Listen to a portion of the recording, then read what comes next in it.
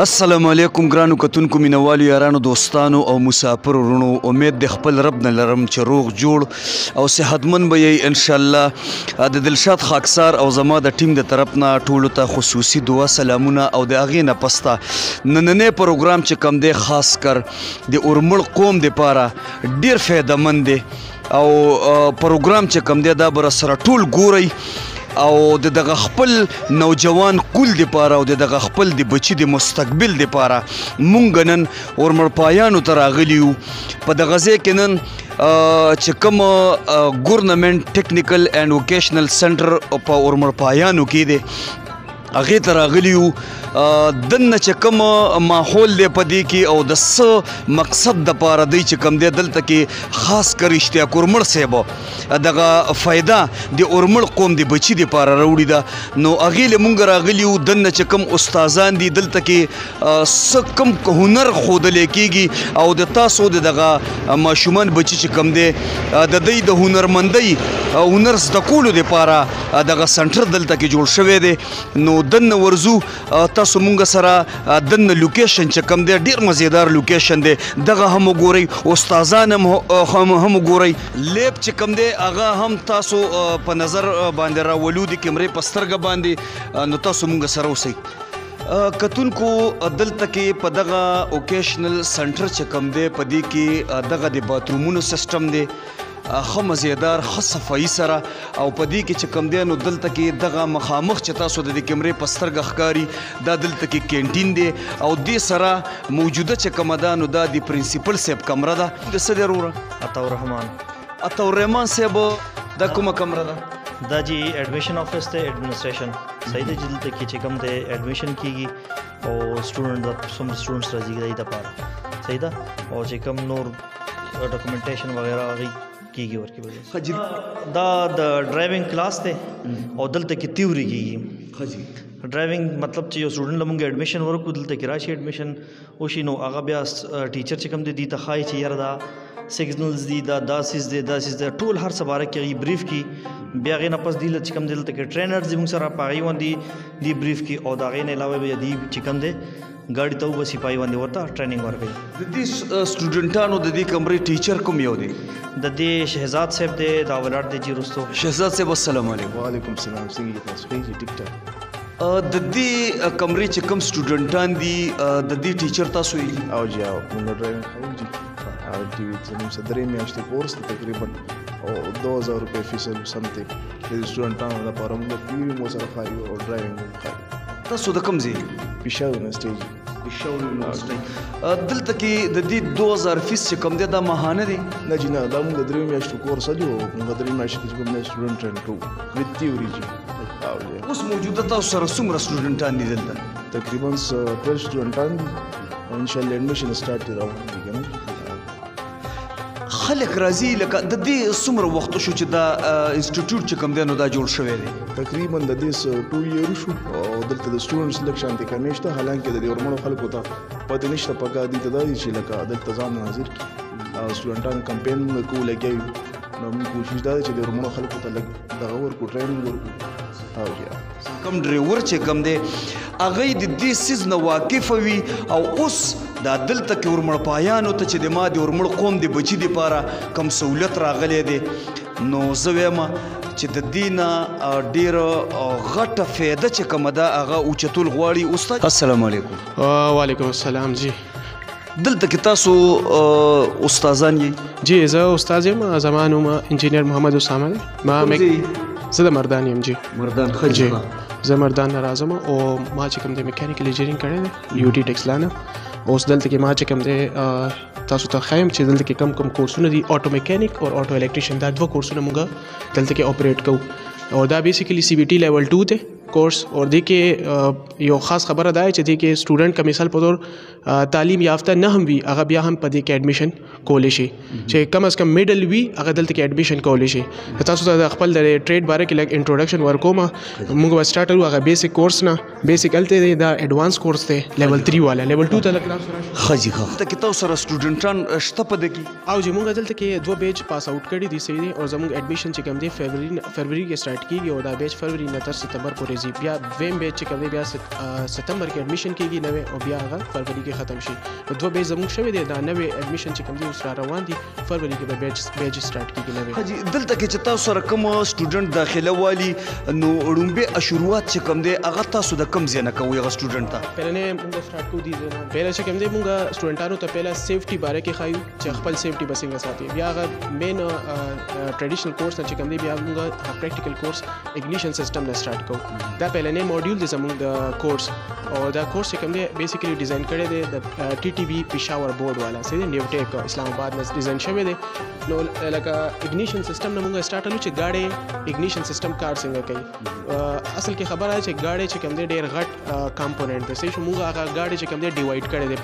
په سیستمو کې صحیح دی پهلنی سیستم چې گاډي کې چې کوم سټوډنټانو ته خایو چې هغه ایزی دی کنه نو هغه اګنیشن سیستم دی نو اګنیشن سیستم نن سبا تاسو ته په خپل هم پته دی چې هغه گاډي لیټیسټ ماډل راځي صحیح شو هغه کې هر یو سیستم ورځ پر ورځ بدلیږي صحیح شو نو موږ دلته نه سٹارټ کړو دا زوړ سیستم دا چې کوم مهران کې لګیدل دی اګنیشن سیستم دا دې ته موږ سی وی پوینټ اګنیشن سیستم وایو ټیک دی بیسیک دی هغه تاسو په مارکیټ کې ورته ډیلکو سیستم وایي صحیح شو ډیلکو سیستم دی بیا رو چې کوم دی تاسو لګو غري پدې کې ډیر زیات اپګریډیشن شوی دی رو چې کوم دی هغه ټول میکانیکل سیستم چې کوم دی الکتریکل سیستم ته کنورټ شوی دی تاسو لګ دې طرف ته لګ راشي نو دا زموږ نمبر 2 باندې چې کوم موږ یې دی هغه هال الکترونیک اګنیشن سیستم دی بیا نوې لیټیسټ سیستم چې کوم نوې گاډو کې راځي هایبریډ کې استعمالېږي او لیټیسټ چې کوم دی هغه موږ سره ډسټریبیوټرلیس انډیپندنٹ اګنیشن سیستم دی دا بیسیکلی کمپلیټ اګنیشن سیستم چې کوم نن سبا گاډو کې لیټیسټ گاډو جدید دور کې چې کوم دی دا راغلی دی دینه روان دی چې کوم دی یو سیستم نوې په اګنیشن سیستم کې نه راغلی لکه دا لیټیسټ دی که دا سټوډنټان په دې سی بي ټي لیول 2 کې زده کي نو چې کله دې مارکیټ ته وځي نو زما دا لکه علمیه دا چې هغه به هلته بیا چېرته وال به نه خوري او بیا دې نه پس چې کوم دی مونږ بیا دې سیستم چې کله دا سټوډنټان ختم کړي نو دا بیسیکلی 2 ویکس علي دا سیستم تاسو ته چې کوم ښکاري دا ټرینر دا اټلیسټ 2 ویکس علي سټوډنټان دا سیستم ختم کړي بیا دې نه پس هغې یو تھیوریټیکل ایگزام وي او بیا دې نه پس مونږ بیا دویم ټرینر ته راځو هغه کولینګ سیستم دی چې سټوډنټان په دې باندې پوهېږو چې ګاډی چې کله ګرمیږي نو هغه یخیږي څنګه نو دا بیسیکلی هغه سیستم دی په دې کې هر یو سایکل چې څنګه کولینګ سیستم کې سایکل راغلی دي پهله خو سټوډنټانو ته پته نه چې دا کولینګ سیستم څه شی دی او ګاډی یخول ولې پکار دی نو دا موږ پوهیو او بیا دې نه پس دا یو سکیمیټک ډایګرام دی چې څنګه لایټ راشي بیا تاسو ته په دې پریکټیکل ښایم خو دا چې تاسو لږ دې کې ښکته وګورئ نو دې کې بیسیکلی سټوډنټان دا پوهول دي په انجن کې کم ځای کې واټر چې کم دی هغه ګرځي کولنټ او دا چې کم تاسو نیله ښکاري تاسو دا بیسیکلی دې ته موږ واټر جیکټ وایو دا په انجن کې خاص ځای وي چې کم کې صرف او صرف اوبو پرته وي ورته واټر باډي وایي تاسو ورته واټر باډي ویلی شئ سیک دی واټر باډي خیر دا یو شی دی دې ته موږ واټر باډي وایي دې کې واټر پمپ لګېدلی وي سیک دا بیسیکلی دا هغه لار دی په انجن کې جوړ شوي چې هغه کولنټ ګرځېدل لپاره دې ته موږ واټر جیکټ وایو نو چې کله سټوډنټان په دې کې پوه شي او ټیک دې کې سلنډر یا سلنډر بلاک ته یخول کې تاسو وګورئ 2 پیس کې جوړ شوی دی دا کراس ماډل پاکستان کې چرته هم نشته دا زموږ ټیکنیکل ووکیشنل سینټرز کې بي کې چې څومره هم جوړ شوي دي هغې کې دقه سټینډرډ باندې کار کېږي بیا دې نه پس چې کله سټوډنټان دا سیسټم تیر کړي بیا دې نه پس موږ راځو لوبریکیشن په دې لوبریکیشن سیستم کې موږ سټوډنټان دا پوهیو چې په دې کې کم شیزونه انجن کې داسې دي چې هغه لوبریکیشن پکار دی ځکه چې دا مووینګ پارټس دي که تاسو ورته انجن آیل سره لوبریکیشن نه ورکړئ نو هغه مووینګ پارټس چې کوم دی هغه به وخت سره چې کوم دی هغه به ګیساو شي بیا کریکینګ پکې راشي نو دې لپاره موږ دا انجن لوبریکیشن سیستم ورته ښایو تاسو لږ ښکته وګورئ چې کوم دې ډایګرام ته لږ تاسو وګورئ نو دې کې چې کوم دا زیړ تاسو ته ښکاري دا اصل کې په دې کې انجن کې دې کې آیل پرته وي انجن آیل دې ته موږ بیا آیل ګیلري وایو په چې کوم لار کې آیل ګرځي انجن کې هغې ته موږ آیل ګیلري وایو دا بیا سټپ بای سټپ سټوډنټان ته ښایو چې انجن آیل ښکته نه بره پورې څنګه ځي هغه ټول میکانیزم ورته ښایو دا 3 سټپ شو دا دریم موډیول شو جی حاجی ښه بیا دې نه پس لږ تاسو دلته راشئ نو دا موږ سره بریک سیسټم دی د ګاډۍ ټیک دی فرام سٹارټ ټو اینډ لکه چې کوم زموږ زوړ سیسټم و او چې کوم نوې راغلی دی ټیک دی نو لږ تاسو په دې باندې فوکس وکړئ نو د مخکینی 2 ټیر چې کوم دي هغې سره چې کوم بریکس لګېدلي وي هغه ډسک بریک وي ټیک دی او وروستني ټیر ته لږ تاسو وګورئ نو هغه ډرم بریکس دي ټیک دی دا مکمل سیسټم دی په دې کې تقریبا 15 پریکټیکلز دي 15 پریکټیکلز داسې دي چې سټوډنټان دا کولاو کې په خپله د دې بریک پیډ سروس کې ډسک بریک سروس دی بیا دې کې دا ډرم بریک سروس دی بیا په دې کې چې کوم زموږ سره بریک آیل دی هغه سټوډنټان په خپل چینج کوي چې ایون دومره وي چې د ګاډي کې چې کله ټایر لیک شي نو آیل ورته اچولی شي بیا به دې کې سټوډنټان دا پوهول دي چې په ګاډي کې مکمل ګاډي کې چې کله ګاډي کې بریک مسله راشي نو تاسو به نور انجن او شیزونو ته به نه ګورئ تاسو به صرف دې شیز ته به ګورئ د دې تعلق د مخکې بریک ډراما نو سیستم دی او دا د روستي او جی اسره چې ګاډي کې زموږ سټوډنټان داسې راغلي چې کله بریک سیستم کې فالټ وي نو هغه انجن کې ګوري انجن کې دې سره تعلق نشته چې کله بریک کې مسله راځي تاسو به صرف دې سیستم ته به ګورئ ګاډي کې به ځان له پیدا کوي چې دا سیستم کم ځای کې لګېدلی دی بیا به الګ سټوډنټان چې کم دی زموږ پریکټیکل لایف ته چې کله سکل ورکر جوړیږي کنه نو هغه به زموږ ملک لپاره هم فائدہ وي او ځان لپاره هم فائدہ جوړي بیا دې نه پس چې کله نمبر 5 دا 5 دا 5 موډیول دی دا لکه تاسو وګورئ نو دې کې سٹارټ اپ سیستم دی صحیح دی چې ګاډي سلف چې کم دی هغه څنګه کار کوي ٹھیک دی چې سبا تاسو ګاډي چابي لکه ورکوي او دا سلف کار نه کوي ٹھیک دی نو چې سټوډنټان دومره پوه شي چې دا سلف چې کم دی د دې چې لکه مثال په کار نه کوي نو دې کې به کم کمپوننټس خرابېدي شي دا وړوکی سیستم دی دې کې زیات ټایم مونږ نه لو یو ویک کې دا موډیول زموږ کمپلیټ شي بیا دې نه پس سټوډنټان په خواهش په وجه سره مونږ دا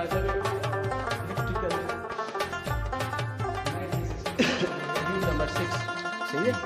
تاسو دې ته وګورئ نو د دې تعلق بیسیکلی سټوډنټان ته دا خیال دي چې ګاډي چې کوم لایټنګ سیستم دی فوګ لایټ فرنٹ هډ لایټ صحیح شو فلیش لایټ بریک لایټ دا ټول وایرینګ څنګه شوی دی ټیک دی نو دا ټول وایرینګ یو ځای په دې ټرینر کې شوی دی ټیک دی او چې ټرینر کې لکه تاسو وګورئ د وایرینګ کې کم کمپوننټس استعمالېږي لکه چابي شو ټیک دی دې ته موږ اګنیشن سوچ وایو بیا دې نه پس دا ریلیز کنیکشن وي ریلیز سرکټ سیفټي لپاره وي بیا فیوزز وي پدې کې کم ځای کې لګي ورته ریلی وایو او جی ریلیز بیا فیوزز بیا دې نه پس دا کمبینیشن سوچ دی دې نه کنټرولینګ کیږي د دې لایټنګ صحیح شو نو دا گریپ نه چې کم تار تللی دی د دې پریکټیکل سم مینینګ وي دې دا کلر کوډینګ تاسو ګورئ دا چې کله سټوډنټ راشي بیا هغه موږ پوهیو چې دا چې کله سبا تاسو پریکټیکل لاین ته راځئ نو چې کله یو بلب خراب شي نو تاسو هغه څنګه سمولی شي نو په خپله د هر یو ټرینر کې خپل 15 فالټس دي ٹھیک دی نو هغه فالټ مونږ پهله کریټ کوو سټوډنټان یې ګوري بیا هغې نه پس هغه په خپله لر کوي زه تاسو ته یو ډیمو به هم ښیم چې د هر یو ټرینر کې خپل چې کوم دی ټیکنالوژي څونه ایډوانس شوی دی مونږ ورکې فالټ اچو ټیمپرري او بیا په خپله یې لر کوو نو سټوډنټان ویژولي انډرسټینډ کړي چې دا شیزونه څنګه کار کوي زما چې څومره خیال دی نو په دغه انسټیټیوټ کې د ټولو نه زیات محنت او خواري چې کومه ده د دې استاد په سر باندې پرته ده تاسو لپاره یو سیستم لکه بیان کړی چې تاسو ته ورکینګ وښایو چې موږ سټوډنټانو ته ورکینګ څنګه صحیح دا اوس یو ټرینر دی مکمل انجن سیټ اپ دی ٹھیک دی په دې اټومیټک دی جی په دې کې بریک سیستم اس سم نشته صرف سیستم کم یو اټومیټک ګیزولین انجن وذ اټومیټک ټرانسمیشن ټیک دی اوس دا کار څنګه کوي نو پیله تاسو ته په یو اصل کې زموږ سټوډنټان خو زموږ د پاکستان سټوډنټان داسې دي چې هغه خو چېرته اټومیټک ګاډی مې لیدلې نو پیله خو که تاسو وښایم چې دا اټومیټک ګاډی دی سټارټ به څنګه کوئ تاسو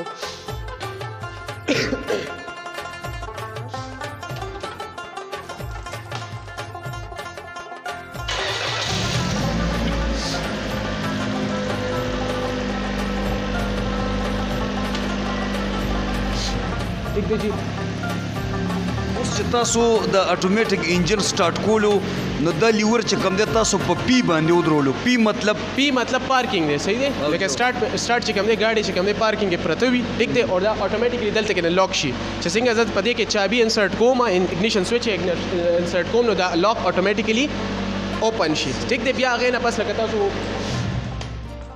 لکه تاسو دلته کې وګورئ په سٹارټ کې دا پارکینګ باندې پروت دی ټیک دی دا تاسو لاک دی دا اټومیټیکلی سي چې څنګه زه دا بریک لکه اټومیټک ګاډي کې داسې وي چې هغې کې بیا کلچ سیستم نشته بس په دې کې دا بریک چې کوم دی دا یو قسم کلچ هم کار کوي ټیک دی ما بریک ونیوله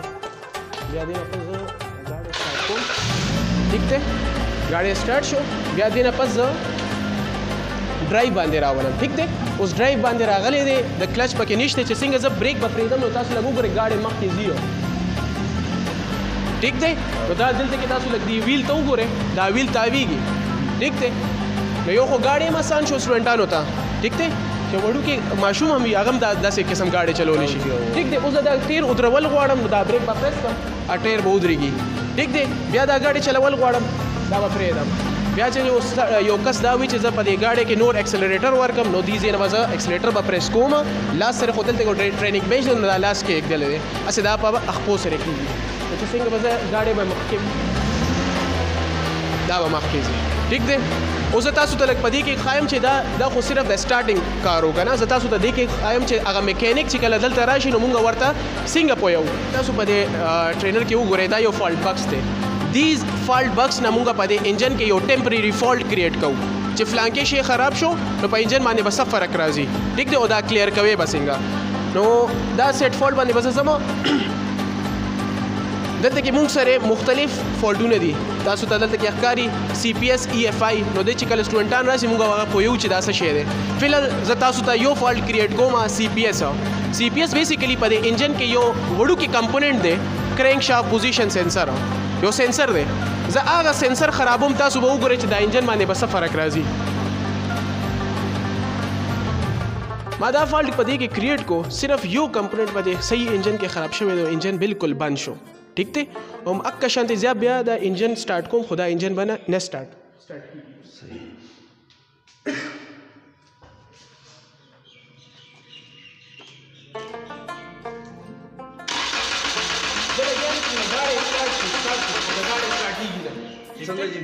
زه لګیایم چې دا ګاډی سٹارټ کما اوس پدې کې فالټ پدې کې شته د کرینک شافت پوزیشن سنسر اوس سټوډنټ چې کله راشي نو سټوډنټ دا تاسو کې سرجی دا کرینک شافت پوزیشن سنسر څه شی دی په دې ګاډي کې کم ځای کې لګېدلی وي چې هغه وړوکی کمپوننټ خراب شو نو دا مکمل دا غټ انجن بالکل کار پرېږدي دا تاسو لږ وګورئ زه لګیا یم چې دا انجن ته څه له فرق هم خو هغه سټارټېږي نه نو دا اصل کې کرینک شافت پوزیشن سنسر لږ تاسو دې طرف ته راشئ په انجن اسمبلي کې دا ښکته لګېدلی دی کرینک شافت پوزیشن سنسر دا سنسر دا یو الکتریکل کمپوننټ دی دا خراب شوی دی ټیک دی ټیمپرری خراب کړی مې دی هلته نه صحیح شو د دې خرابېدل سره دا انجن بالکل سټارټینګ نه کوي سټارټینګ پرابلم دی ټیک دی اوس به زه څه چل کوم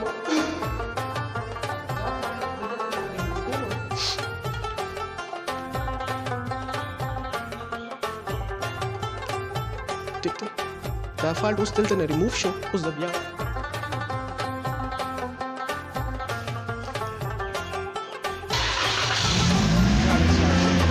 ٹھیک تے